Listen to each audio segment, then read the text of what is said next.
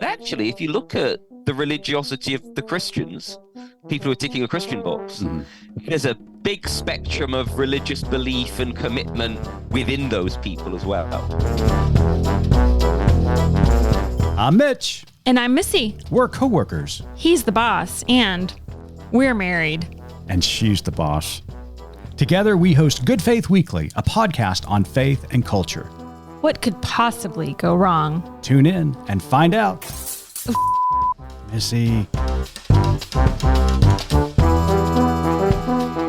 Welcome to Good Faith Weekly. On this episode, Missy and I are going to catch up. We're going to give you a report of what's going on in Lincoln, Vermont, and then we're going to take a look at the news this week.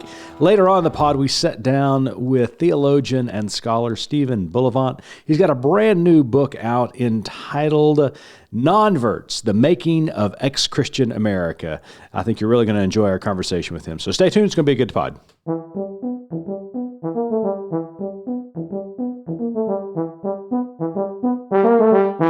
Well, Missy, welcome to the 150th episode of Good Faith Weekly. Wow, 150. I know. Isn't that hard to believe? It is hard to believe. I don't know what number this is for me, but it seems like people might be tired of you by now. Oh, well. Speaking from experience, somebody who's had to listen to you for Well, you get to listen time. to a pod every day. I mean, they only get to listen to it once a week. Well. Yeah, I mean, you get to glean this wisdom each and every day. I mean, how lucky can you be? Right. Right. Well, it is quite an achievement. I mean, when we began this during the pandemic, I just could not imagine being at 150, but here we are. And I hope the listeners have enjoyed it. And we really appreciate all of our listeners. You are the reason that we put this together every week and we talk to these amazing guests. And if it wasn't for you, we wouldn't be doing this. So thank you, thank you, thank you. I always kind of forget about the listeners, I find. That's exactly what the listeners want to hear. No. Oh, yeah, there's people out there listening. I feel like we're talking and we're recording, and I kind of put it in the back of my mind, but then we run across people and they will refer to something or they'll mention something as if they know what I've been doing. And my initial reaction, I know the look on my face is always a look of, are you looking in my windows? And yes, they are looking in the windows. But I forget it. But it's always so flattering. But then it's kind of a weird feeling as well to know that you and I are sitting here talking to each other, but then other people are listening in. That's absolutely true. And I know how much I love to listen in on other people's conversations because I'm so nosy that then I feel like, oh, people are listening to us probably because they're nosy. So what are they learning about us? Ooh, I don't know.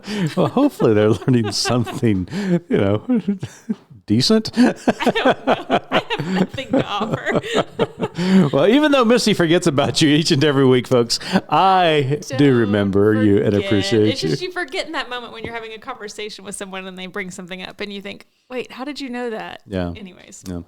Well, Missy, we want to bring the good viewers and listeners of Good Faith Media the weather report this week. So could you stick your head out the window and tell us what the weather's like outside? No, we are sitting inside our little house, which is adorable, by the way. Inside. Little New England parsonage. It's gorgeous. On a winter hat and a winter scarf and ski socks while we sit inside. We just happen to be in a drafty part of the house to record, so that's why. But yes. Yeah. But we've seen a couple of blankets of snow this week. Haven't seen a big snow, but snow is a-coming. Are you excited about it? I don't. Yes, I want to see it. But I mean, our folks and friends back in Oklahoma and Texas are it's 80 degrees posting pictures of 80 degrees weather and all this, and I'm very jealous because I love the snow, but at home when we get some snows, it lasts for a few days, it's pretty, and then it goes away. But we are in the Green Mountains. Yeah.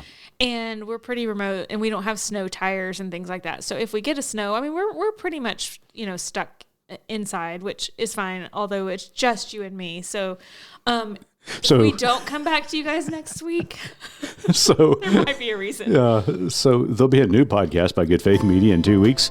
That's going to be a murder mystery podcast. That's right. There's no mystery about it, but there will be a murder. Everybody's well aware this is my dream. If something happens to me, that it becomes a podcast. Absolutely. But anyways, well, we had a crazy experience this week. Top of the news is the big FAA meltdown that happened system-wide on the SNODA, and then there's the SWIM. I'm learning so many acronyms. I know, right? I can't keep up with this along with my civics lessons that are happening. Exactly. So we are about 45 minutes away from the closest airport in Burlington, Vermont. Mm-hmm. So we were supposed to go out to Los Angeles this week to interview the great and next president of Fuller Theological Seminary in Pasadena, California, Dr. David Goatley. And so to get out to LA in time to do so, we had to catch an early flight, didn't we? Our alarms went off at 3 a.m. Eastern Standard Time, folks. Eastern Standard Time. Car, I don't know, 3:30 or so to get to the airport. But we were excited because, one, you get to interview David, you adore him, and then also just getting to go, spend 2 days, less than 48 hours in a warmer climate, maybe see a little bit more sunshine and our son. We were excited. So we got to the airport, and then all of a sudden it was very bizarre. It was really bizarre. I've never had this happen, but again, we're in a smaller airport, so I don't know what's typical. But all of a sudden it's just, there's an announcement that we're on a delay and it's FAA delay. I don't know. It was we were flying American Airlines this particular flight, and the gate agent came out and said that the flight was going to be delayed, and then there was a more general announcement from the airport. Wide. Yeah, and they're the ones that said, "Folks, there's nothing we can do about this. It's FAA related," and we're very vague about it initially. It just gave you that feeling back to those of us who remember 9/11 and just when there were no answers for that moment. And thank God that it doesn't appear, there was nothing that serious that happened today, obviously. Yeah. But for that moment when the airport... When you don't know what's going on. When you don't know what's going on. Yeah. And they said the FAA has told us no planes can take off. And then you just start to wonder what in the world is going on. So it was really a strange experience. You and I ended up... sitting there for, an hour or two before realizing that it just wasn't going to happen for us to get all the way across the country to the interview in time. We ended up having to cancel our trip, which was a minor inconvenience for us. I know many people were way more inconvenienced. But what was funny to me was the airport in Burlington is very small. And so we initially changed our flight. Instead of going through DCA, we decided to go through Charlotte because we thought we'd have a better chance at it. So, you go to the gate agent and ask her what's going on with our bags, and she, yells to the guy in the back, "Hey, the Randalls are going through Charlotte now!" That's exactly what happened. They just all right, move the bags. So they switched the bags from the... Well, I hope we don't get anybody in trouble about this, but they lift our bags off the DCA flight and put them on the Charlotte flight. When we finally decided it wasn't going to happen. When I went back, it got even funnier because I got back and I said, "Hey, this isn't going to happen today, is it?" She said, "Probably not, Mr. Randall." And but she knew me, so again she yelled out down the runway or down the jet bridge and said, "Hey, the Randalls are canceled," and throw their bags towards the ticket agent. So it was like, we got back down to the ticket agent, who and then she looks, she's like, "The Randalls," ran back and got her bags. Oh, very northern exposure. It was so funny, and it was really a hoot. But we were a little disappointed to miss out on that trip. Not disappointed about not having to sit on a plane for 6 hours to get to LA. But I know many people were way more inconvenienced. Well, it seems like the system is back and up and running right now, and so hopefully everything will be normal tomorrow. Knock on wood. But, a lot of things need to be assessed after the debacle with Southwest Airlines and then today system-wide. a lot of changes need to happen with air travel. And so it's going to be interesting to see what happens over the next few years. Apparently, and I wish they would do it quickly and efficiently, because I cannot learn a whole new system of things right now.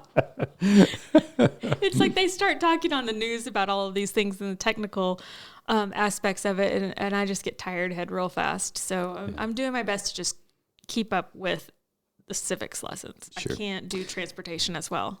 Well, speaking of civics lessons, there is one story that we want to talk about before we pitch it to the interview, and that is New York Congressman George Santos.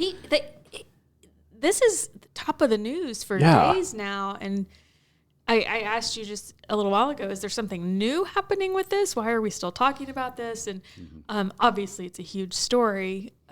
Well, they were talking about it, and then, of course, democracy stood still for several days as Congress tried to elect a Speaker of the House, which they did. And, we talked a little bit about that last week. And, it got worse after we recorded, but then finally late Friday night, actually early Saturday morning, they elected Kevin McCarthy as Speaker. And so once they did that, the story kind of continued to pick up momentum about Santos. The guy's just a liar. And even his fellow Republicans are saying now, dude, you got to go. You got to go. So do you remember when our boys were applying for college and, you fill out the Common App? And I remember kind of, going through that with them and realizing what a huge undertaking and project that was. But I just remember the amount that they stressed about the kids being honest. And if it is discovered that you have been untruthful about anything in your academic career or your resume, that you will be immediately disqualified from admission, or if you've been admitted, you will be your admission will be rescinded. Right. And they also say if anything changes within your academic or your behavioral or whatever, your resume, between the time of application and the time of college starting, you are obligated to notify the colleges. It is very stressful. So I can remember. Well, just to think the hubris of this guy to think he was going to get away with it. It was so you lied about your academic career. Not only your academic career, but your resume, your ancestry, claiming Jewish ancestry, and then he said he was Jew-ish, which was just like, dude, just stop, dude, stop talking. So anyways, I keep thinking about those moments only because it's somewhat fresh in my memory of going through that with the boys, and remember being really worried because they make it out to be even though they're being honest, right? But it does make you a little bit paranoid. And then I remember just stressing to them, like, you can't get in trouble between now and graduation because we have to report it to College Board. But I'm like, where is this within the job we world? Gave our kids so much information. Love and success. Whoever their therapist is for the next 2 or 3 decades, it's on us. All of it. All of it. So have you ever lied on a resume? Have I ever lied on a resume? No, I haven't. You haven't? No, okay. I have not. So, and I don't even think I've even fudged on a resume because they're just pretty much standard. I mean, they're boring in our field. You're a pastor from this time to this time, or you led this organization from this time. So no, I've never lied on a resume. I mean, the closest I may have gotten was making the colored picture of me a little bit lighter. Well, have you ever lied on a resume? Yes. Oh, no.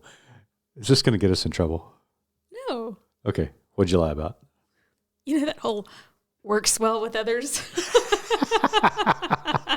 Yeah, that is a lie 100% of the time. All right. So, yeah, I'll own that. Yeah, okay. Fire me. Oh, my gosh. That is hysterical. Well, hey, you and I sat down with Stephen Bullivant this week. He's got a brand new book called Nonverts. And it's a fascinating book. A lot of statistics in it, a lot of very thought-provoking information, and our interview with him was just as thought-provoking. He talks a lot about what's going on with the nons and the reasons for that. So stay tuned. We think you're really going to enjoy this interview. Stephen, Bullivant. Hey listeners, check us out online at goodfaithmedia.org and follow us on social at gfmedia.org. We'd love for you to subscribe, rate, and review the podcast. I'm new here and could really use the feedback, but only if it's glowing. Thanks for listening.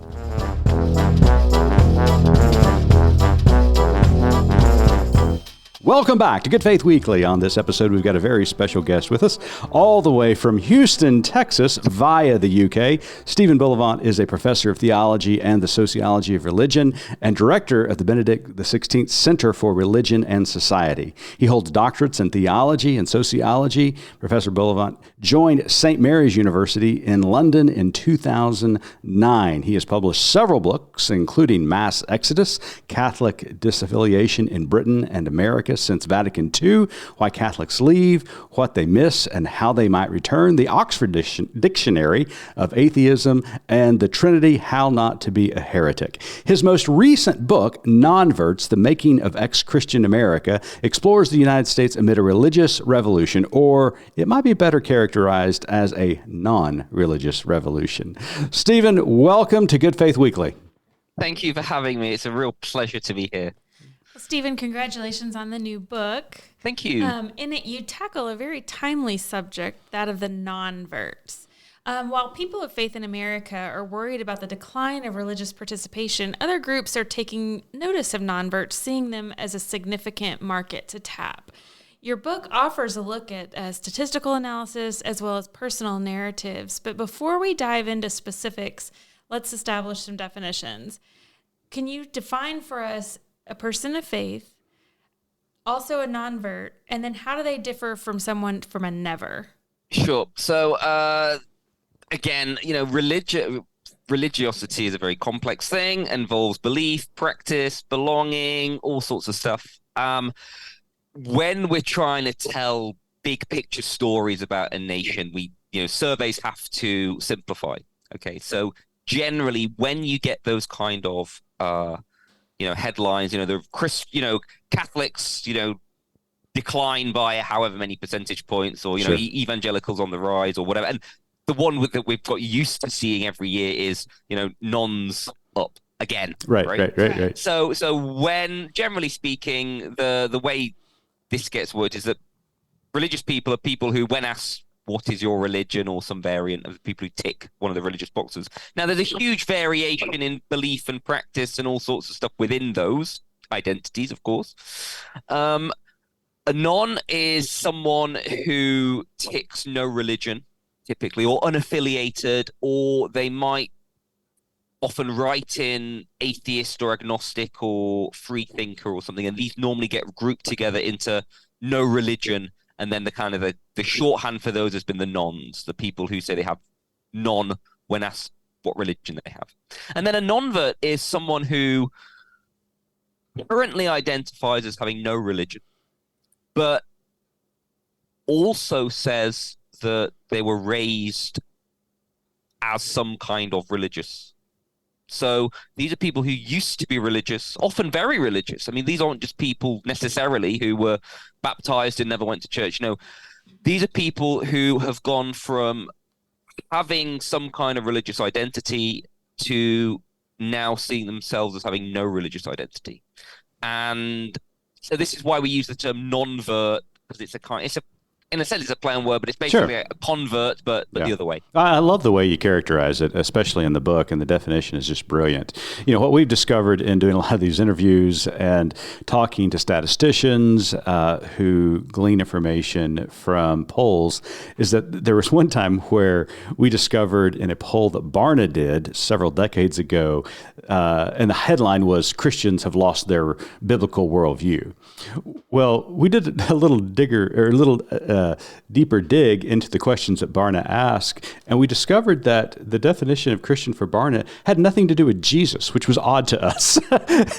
There was no questions about Jesus whatsoever. It was always about how you believed about the Bible, and things like that, and how you looked at certain ethical issues, but no mention of Jesus whatsoever. So defining these up front are very, very important. No, absolutely. And it gets so, and you also, the the way that you ask a question can often change the proportions you answer it. So different polling companies in the States, will consistently get higher or lower rates of nons, and they ask a different question. And so the way you act, because religious identity is so complicated, and lots of people are can tell two stories about, they were raised whatever, they were baptized, they were married as whatever, that kind of stuff. They're from a long line of, or, well, we never practiced as kids, we don't really believe it, and frankly, I completely disagree with the church about X, Y, and Z. Right. You can tell a story about being non-religious, and the way you ask a question can nudge X% of those one way or the other. So it gets, the difficulty with surveys is that you're right, it's a very blunt tool. Yeah. And this is why, we need to be careful. And when we see these definitions, is to say, well, actually, how is that being defined? Yeah. What do they mean by that? But also that you then go and talk to people and really get a sense of what these lives are like in the concrete. Yeah. And you even acknowledge in the book just the surveys that are conducted prior to the pandemic versus those that were conducted during the pandemic or post-pandemic, because there's even a difference in asking someone face-to-face versus online. So So you get these kind of systematic differences. So you can ask the same questions depending on the way in the mode of asking, will affect things. I love the fact that you did speak to this in the book, just kind of gleaning like, listen, we have to look at this. How is this asked, and what kind of response might this get from person A versus person B? I will admit, it did make my head hurt a little bit. So just thinking about all, like you said, religion and faith is so nuanced that it's very difficult to get kind of those checkbox type answers. Yeah, and I think the one of the ones I really talk about in the book is you always get this, like, the typical whatever is X, Y, and Z. And but the trouble with those is that they're such abstractions, and they, bracket out the vast diversity that we get, that they're not unhelpful, but you need to know how those kind of abstractions are created, and precisely what you're not seeing in those pictures. Well, Professor, with those definitions set, let's talk about the rise of the nonverts. There are currently about 59 million of them in the United States. Your book demonstrates the variety of nons within that 59 million. Nons are not monolithic, which you detail very brilliantly in the book. They are socially, politically, and religiously diverse. Can you describe what your research revealed about the diversity of these nonverts? Yeah, so anytime you're taking several tens of millions of people, you're gonna get quite a mixed bunch, right? And so the classic kind of stereotype of the nons used to be, well, these tend to be white, fairly privileged, middle class, well-educated liberals, men, right? And to an extent, that certainly was the case, and especially when it's a very small proportion of a population, then you're going to get a group that looks distinctive, demographically distinctive, right? But the thing is that once the nons start to be a quarter of the American population, and it becomes a much more kind of mainstream thing, then on the one hand, even small slivers of that demographic can add up to millions of people, but also you're going to really lose a lot if you kind of stick with the stereotype. So one of the classic things is about politics. In general, people who say they have no religion tend towards the center of the left. Okay, right, sure.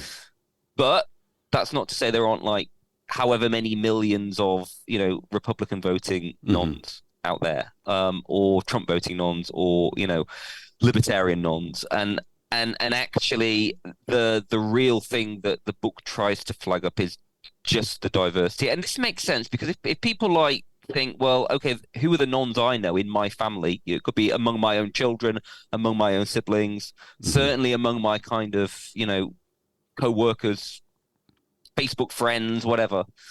And you just think, well, actually, that's quite a broad group of people to begin with.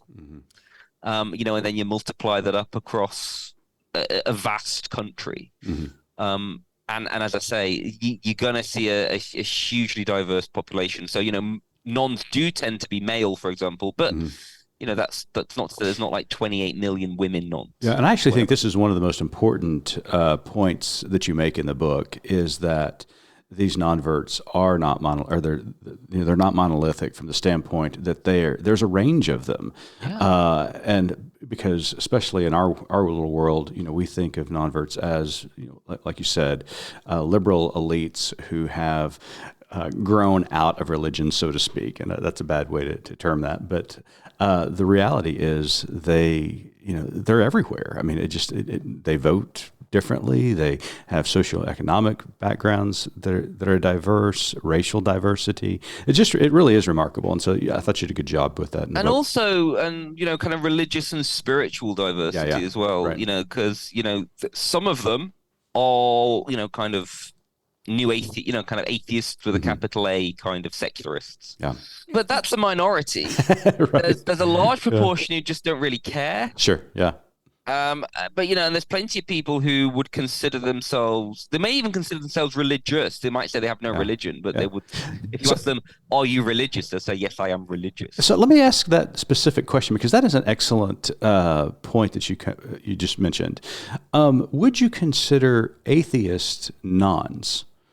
Yes, they're normally counted. I mean, there's two ways of Because defining an atheist. there's almost like an evangelical portion of atheism. Well, there can be. Yeah. So you get, there's the atheist as an identity. Yeah. So what you tend to is that the people who either tick that box or often write that in as their religious identity tend to be quite outspoken in their atheism, very committed in their atheism, and tend to be kind of philosophical materialists, the scientific worldview, a scientific worldview, you might call it, right? Sure.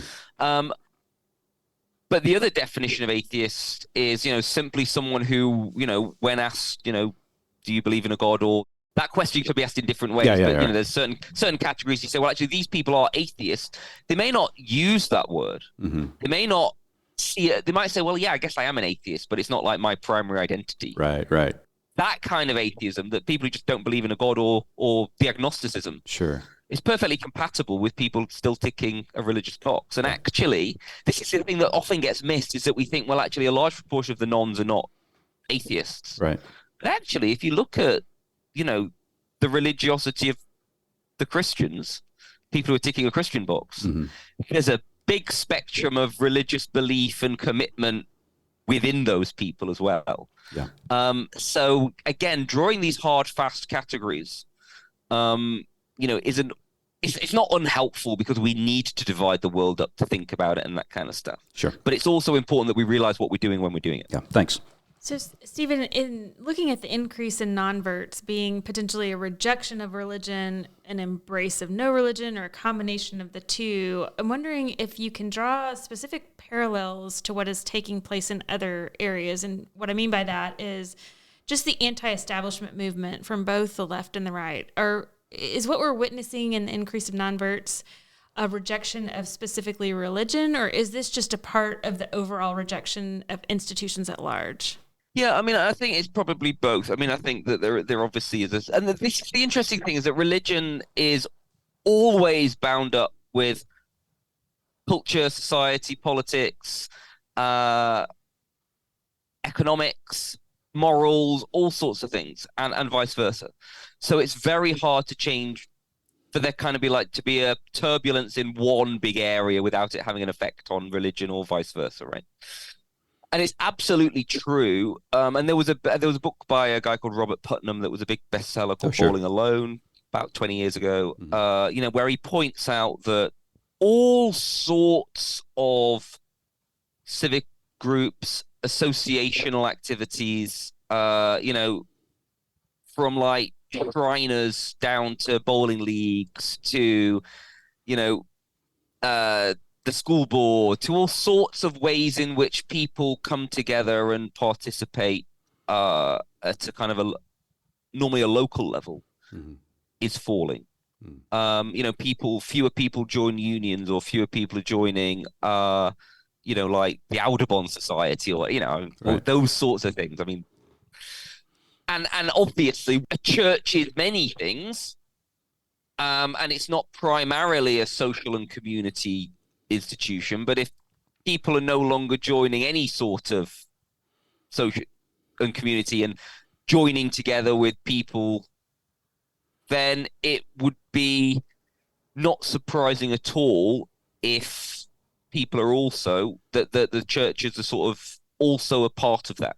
Now, I think there's something more going on. I don't think it's simply explained by, well, people don't belong to groups anymore. I think there's also probably a case that people are less. There's a sort of a rise of individualism and of people kind of feeling the need to have ownership over their identities and kind of who they are and being true to yourself. So at least for certain, probably younger segments, being an X because you come from a long line of it, even if it doesn't mean much to you personally, might sit uneasily with them. Sure. So they might say, well, I don't feel Presbyterian, right? So, even though like a kind of, you're a long line of Presbyterians and you were baptized as however old you were and that kind of stuff. Yeah. Well, let's dive a little bit deeper into the nonverts, because as we've already indicated, during the last several decades, the number of nonverts has increased drastically, hovering right around 59 million. Did your research point to any significant reason why this is occurring in the United States? And a parallel question, are we seeing the same thing happening globally? Yeah, that's an excellent question. So globally is a very difficult question because the globe is so diverse. Okay, and in some places religion's going up, some places it's going down. Some places staying even, and different religious groups in any one place are going to be growing or falling at in different ways. The really interesting thing, well, one of the very interesting things about American religion is that it stayed so high for so long when many other parts of, what you'd call the Western, democratic, industrialized, developed world was secularizing. So Western Europe, I'm from Britain, is a good example. Canada, Australia, New Zealand, large parts of the world where you might say these are kind of quasi comparisons. Nowhere really compares to America, but there are kind of countries that are more or less like America.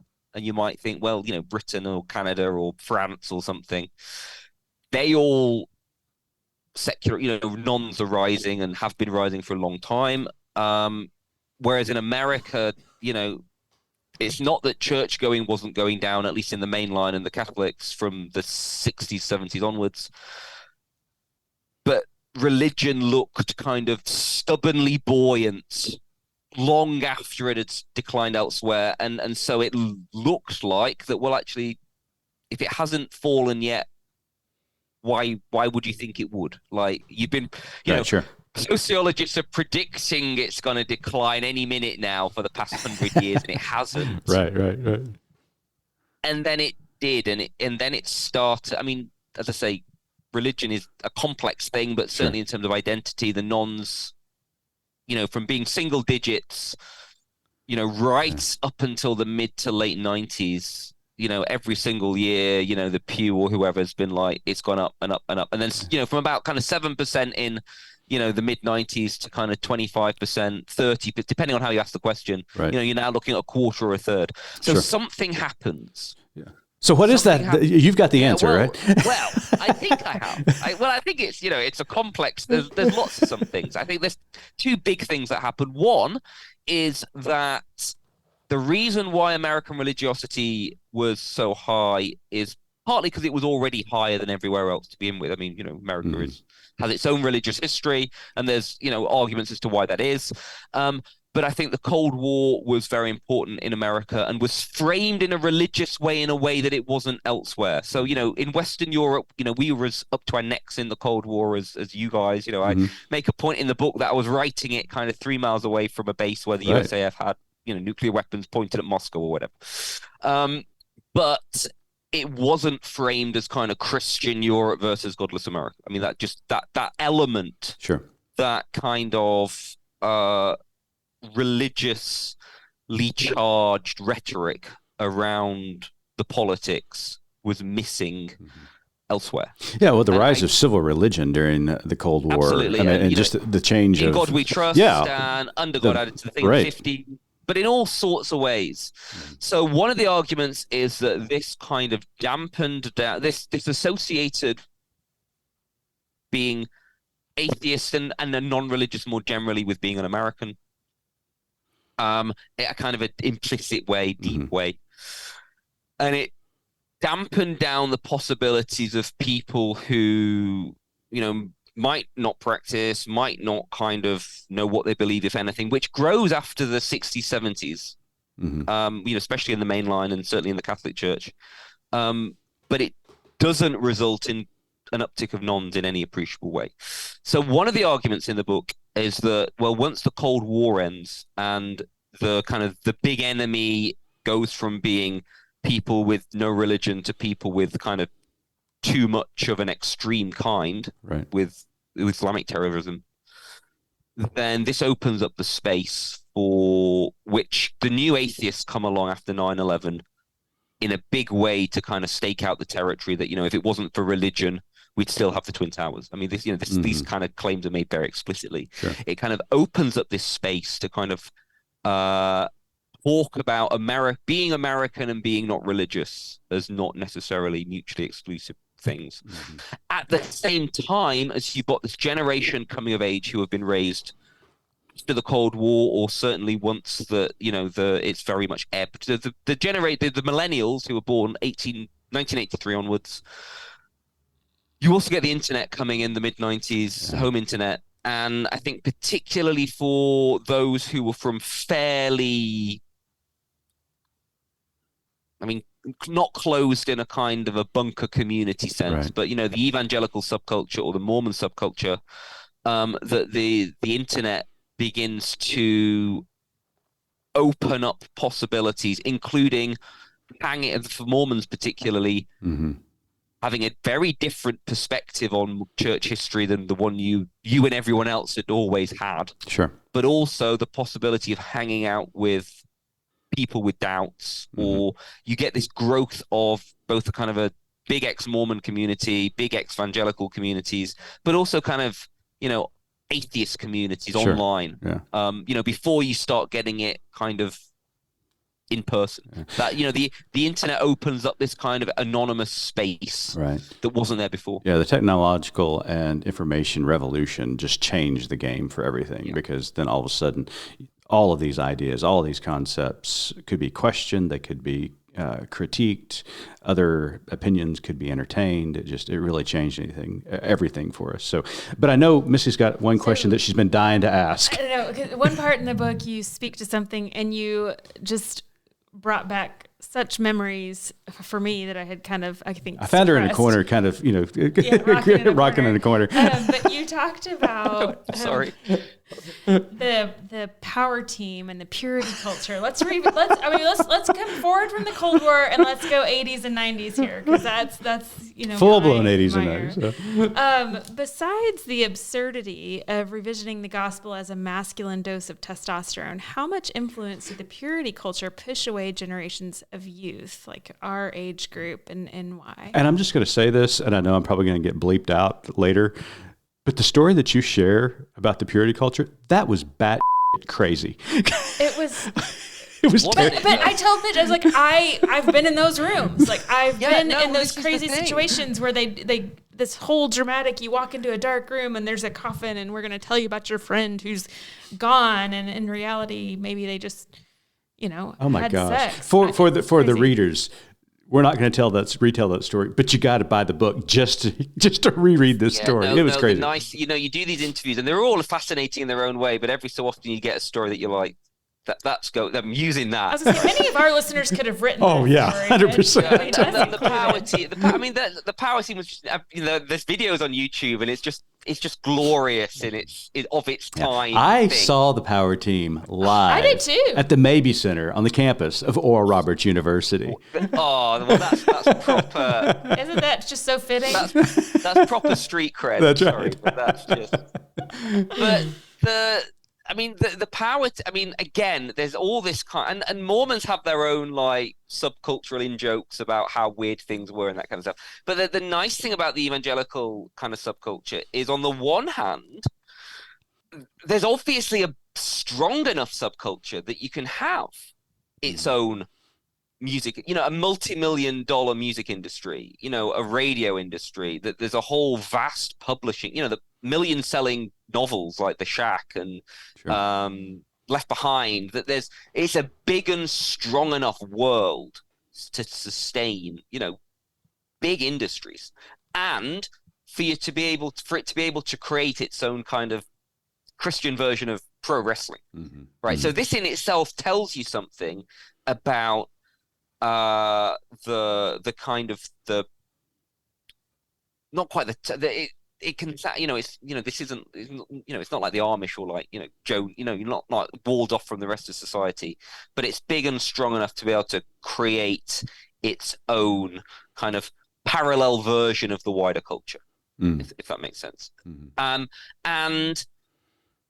just going back to that, the purity, it's interesting because one of the things I wanted to do often with these kind of accounts of the rise of the nons or whatever, you either get individual narratives, which are very important, or you get national level stories, which are very important. I also wanted to try and tell the denominational, the big denominator, evangelicals, Catholics, mainlines, and Mormons as well, because I think those experiences are so different, depending on how you, and it mediates the big trends in all sorts of different ways. And for the people raised in that evangelical culture who have left, especially the girls, the purity subculture comes up again and again and again. And there's always a danger in when you only interview people who leave, because you're only going to get one view. So what you're going to find is that if you interviewed the people who stayed as well, you're going to get people who are like, yeah, there's a horror stories, but actually this was a really wonderful thing. And, it's a bit, and you look at the wider society and, we've got friends who have, had whatever horrors and actually I'm so glad that we had that. So you're only going to get the bad stories when you interview people who leave. But certainly for a large proportion of those, that this was at the time, and it's always looking back on things, people kind of reimagine things, but certainly there were senses that people felt that this wasn't like the particular story with the thing we're talking about. It seemed that was, they thought that was a bit weird at the time. But certainly once you're out of it, then and you kind of think, well, actually, there was something very skewed about some of this. And I think certainly, and this then builds into one of the things we talk about in the book is the way in which scandals and hypocrisy and all that kind of stuff play in. And so what you often find is that sexual scandals within the evangelical kind of megachurch pastors or whatever, that given what a big emphasis there was around sexual purity and that kind of stuff, that those scandals are all the more damaging against that background. Fascinating. And in a sense, for the people who left, this almost just confirms them in. It's not the fact, they didn't leave because of the Ted Haggard whatever. But it just totally confirmed them in their having left. Right, absolutely. And so that does seem to, that whole silver ring and all that kind of stuff, and daddy daughter dancers, and for those who are no longer in that world, they look back on it partly like. There's a lot to kind of be sort of affectionately amused about in that world. Right. Well, there's just so much going on with reactions to the purity culture. I mean, obviously, it's bad theology, in my opinion, but it's also horrible against just human development, sexual identity, everything that goes against just maturity of individuals, and particularly young women. It in another way objectifies them. And I know that a lot of people think that they're not trying to do it, but they are. They're objectifying them, as you state in the book. But a lot of analysis, great analysis in the book. We really appreciate you putting this together. So my last question before I hand you over to Missy is this. I don't see Nonverts slowing down. We're at 59 million, but you're the expert. What trends do you see for the future?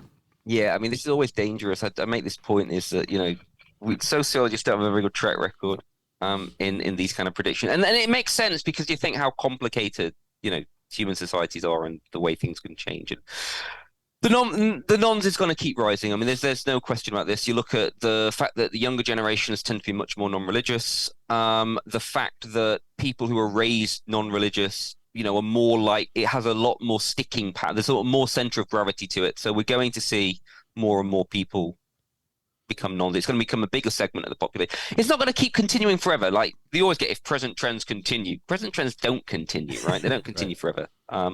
So what will happen, and it's hard to say when, but it's important to remember that American churches have a lot of strength and vitality and resilience. And I think it's often difficult for committed Christians in America to appreciate that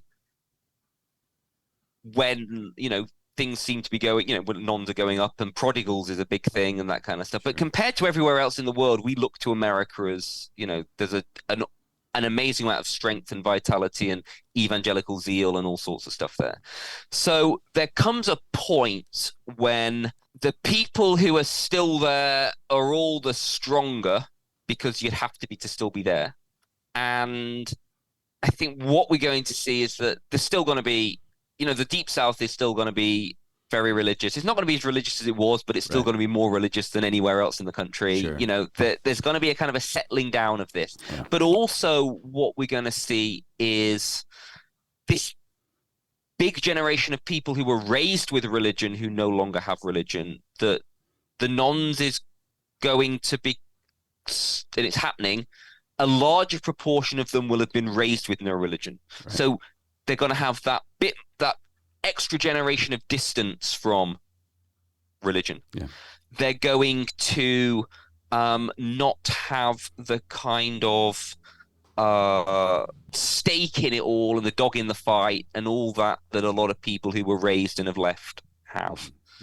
Yeah. So I think things will settle down. Right. It's just that religion will start to kind of be weird, just more distant, but you're going to have fewer allergic reactions to it. Sure. So what I'm hearing you say, Stephen, is that I shouldn't put my theology degrees in the closet, re-enroll in community college, and get my accounting degree to change professions. Nope. I'm going to be okay. No, I think you're all right. I think you're all right. But then the other thing is that obviously what's going to happen is that, and it could be a few generations down the line, is that you're going to end up with a big pool of convertible people, and it's a difficult ask. That non-vert generation is very difficult because it's hard to kind of bring people back from something they've left. Sure, but for people who've been not raised with it to begin with, that's when you begin to start to think, well,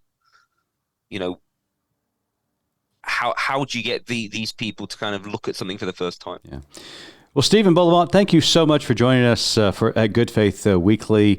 His new book, Nonverts, The Making of Ex-Christian America, is on shelves now. Make certain after you click off this podcast to click on wherever you purchase books and pick this up, because it is a really great read full of incredible stats and statistics and personal narratives that will enrich you. So we really appreciate you being with us. But before we let you go, Stephen, we got one last question for you. Stephen, as you know, our tagline at Good Faith Media is "There's more to tell." So in light of your work and our conversation today, what's your more to tell? I think I might flip it and say that there's more to hear, more to listen, because I think Christians are aware that the nons is a big thing, and it's very difficult to get a handle on these kind of numbers that we're often talking about.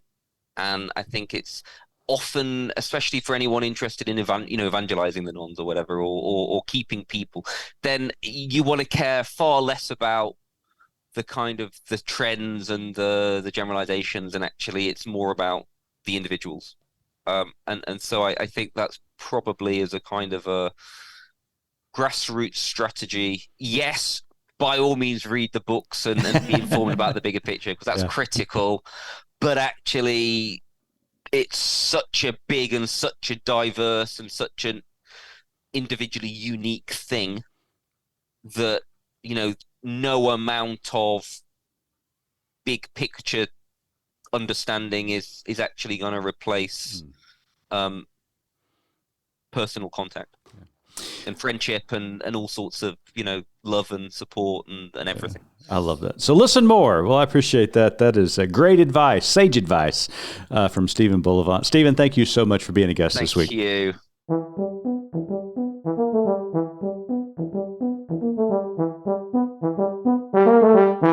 I don't know about you, learned a lot from the book and our conversation with the professor, but a lot of things stood out to me. Probably the most troubling thing that the professor mentioned in the book as well as in the interview was the power team and purity culture. I mean, it took me back to the 80s and 90s, and I just wanted to weep because you and I both went through that period, and it was a horrible time. I don't know about you. We didn't think so at the time. No, it was great, man. no. We were high on Jesus. We were. Right? We were sold out. Remember Dawson to misery. McAllister? Yeah. Is that who that was? Oh, Remember yeah, those Dawson conferences? McAllister, yeah. Yeah, I remember going to those, and remember when Kirk Cameron would come speak. That was always a big deal. Oh, that was a big deal. So did you have a poster of Kirk Cameron in your bedroom? No, I wasn't a poster kid. Oh, okay. My brother and sister were, but I just wasn't. You just love Jesus too much. Right. Right. So did you ever go see the power team? I did. Well, how impressed were you? I mean, their muscles. I mean, that really. They're real close to Jesus. They could like break through lots of bricks and I don't know, wooden planks and other things. Some scholars actually believe the original 12 disciples were the original power team. Yeah. I can see that.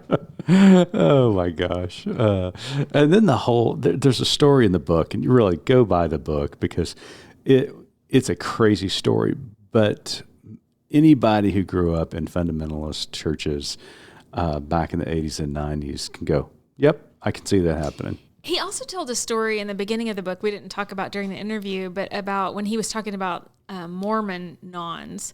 And he told a story about a young man who finally kind of decided, okay, if there's a God, he must hate me because I'm not feeling this XYZ thing that I'm supposed to be feeling or doing. Or there's not a God, and wow, that's such a relief to me. So that's kind of the direction he went. So he left his home, left his faith, and went out to Oregon. And then within a month, joined a cult. And he talked about just being in the Mormon culture, how it leaves you very vulnerable and naive and kind of prime. He said, I left it, but then within 30 days was in another one. I thought that was kind of interesting, too, about sometimes how unhealthy religion can set you up for failure, even once, you are able to break away from it. Mm-hmm. Yeah. Probably the most intriguing aspect of this concept for me is the name itself, the title of the book, Nonverts.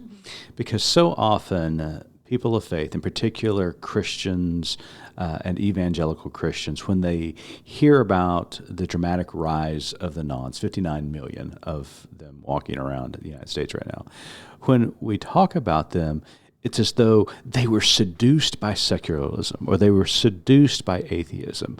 They were seduced away from the faith. And even in the most healthy circumstances, it's as though if we just change the way we are as a people of faith, we just change the way we worship, the style of worship, or how we treat one another within community, that somehow that's going to make a difference.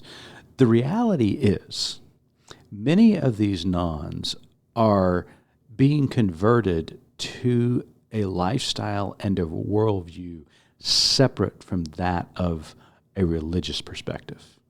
They are, as the professor, I think, rightly argues, many of them, not all of them, but many of them are being converted to a life out of religion. And that is more appealing to them than raising a family or living their life within a faith community. And that is damning.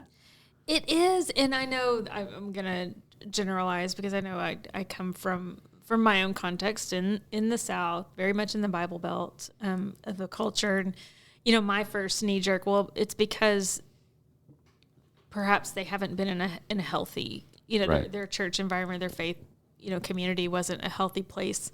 And so you finally, at some point, look up and say, this isn't healthy for me. And I don't think that's always the case. I think Sure. people do choose to leave for other reasons. But I do feel like that does happen a lot. It's very sad. Mm-hmm.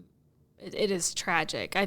I do feel like the interesting thing about the book for me was just kind of the delineation between a non and someone who hasn't, experienced faith and religion as part of their life growing up. And he compared it, which made sense to me, comparing it to an alcoholic not being a drinker versus a teetotaler never having drank. It's like two right. different things, two different people with two different histories and context, and stories. Sure. So that's what you have. You have people who are not religious or don't have a practicing faith because they just never have. Mm-hmm. And then people who have chosen to leave. And it's an interesting subset of people to study and to glean from and see why. And like the professor indicated, this is a very broad and diverse group. So, and there's a large population within the nons and the nonverts that are not particularly anti-religious. No. They'll look at religious people and say, hey, that does it for you, then good, go do it. And they celebrate that. Mm-hmm. But it doesn't do it for me, and that's not who I am. And so, I'm going to go do me. And that is fascinating to me. And just like you said, we're into multiple generations now where people have grown up without any faith whatsoever as far as religion is concerned. But the other thing I want our people to understand, who are people of faith, is that these people are very ethical, very committed to social justice issues, and they have a threshold of ethics that we need to listen to.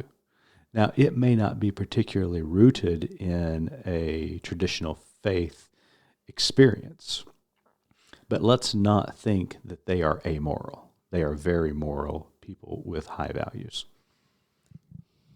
Yes, I don't think you can generalize that's all of the nons. Like no, but I would also say the same thing about Christians Absolutely, as well. Yeah, like he said, there's a wide swath of people politically, socially, ethically, all of this in this group.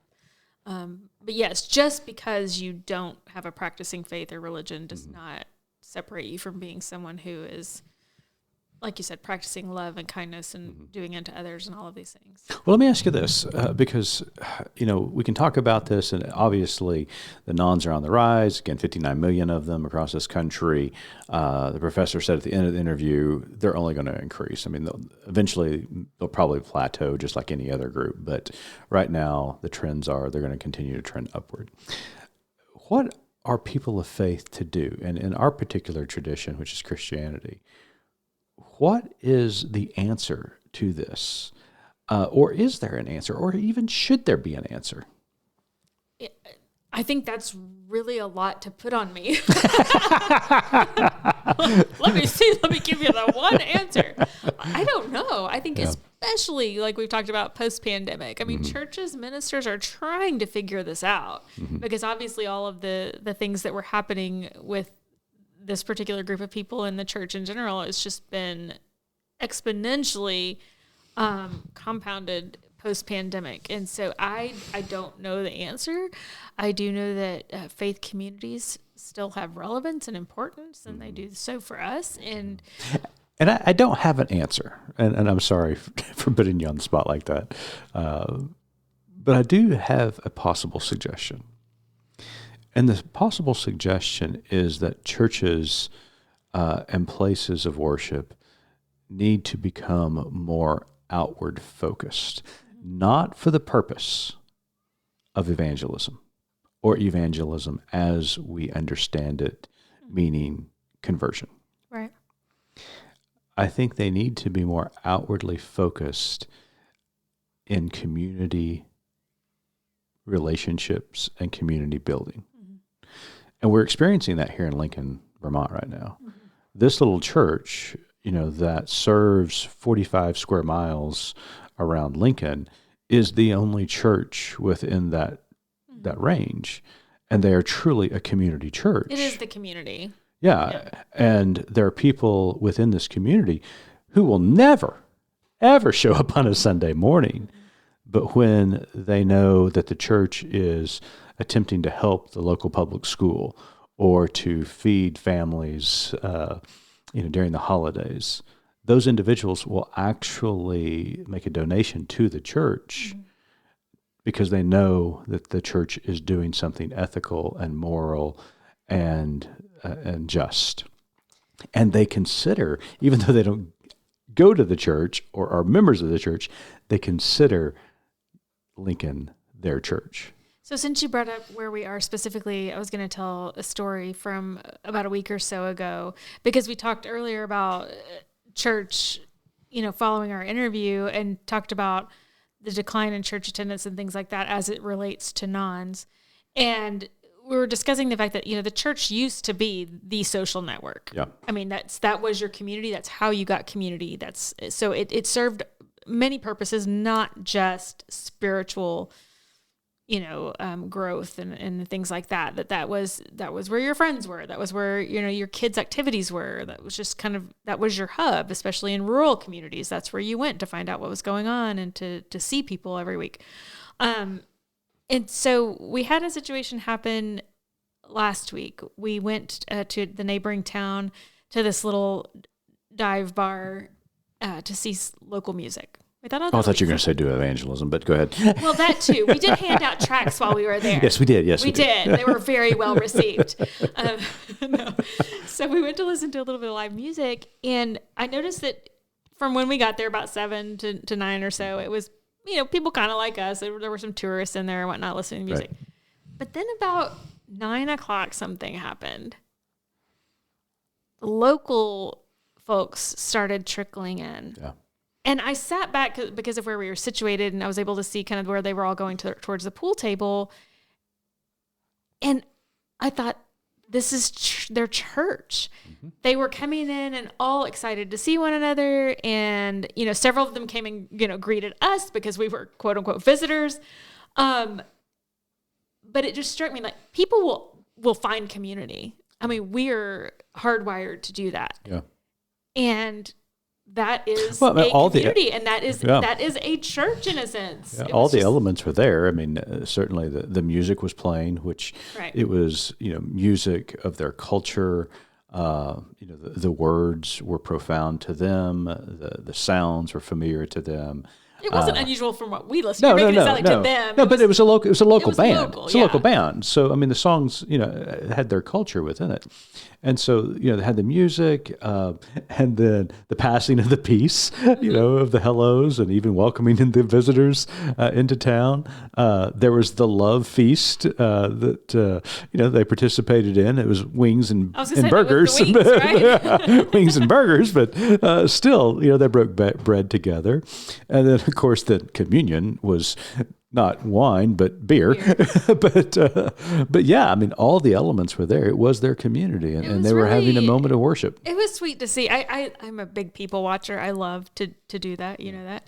And so I just I just really enjoyed watching the interaction of friends and people who, they probably come in once a week or once or twice a week, and that's where they know their friends are going to be, and they sit and, hang out and, solve the world's problems just like you would. And some of them even brought their own Bibles. They weren't necessarily a Bible, but was it? They were their own pool sticks. Oh, yes, that's true.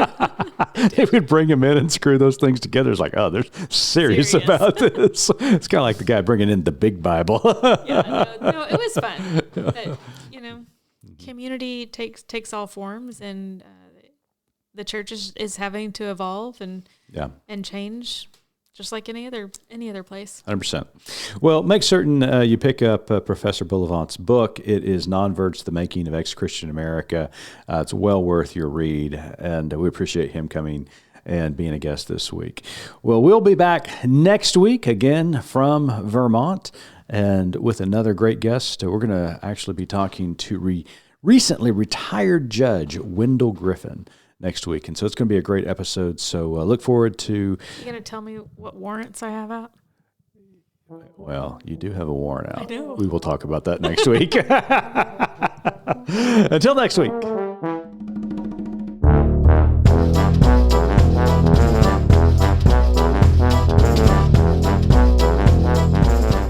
You've been listening to Good Faith Weekly, hosted by Mitch and Missy Randall. This weekly podcast from Good Faith Media discusses matters of faith and culture. Subscribe wherever you get your podcast and give us a like and a glowing review. We produce the podcast out of Norman, Oklahoma. Our music comes from Pond 5. And we're supported by listeners like you. Learn more about us at goodfaithmedia.org.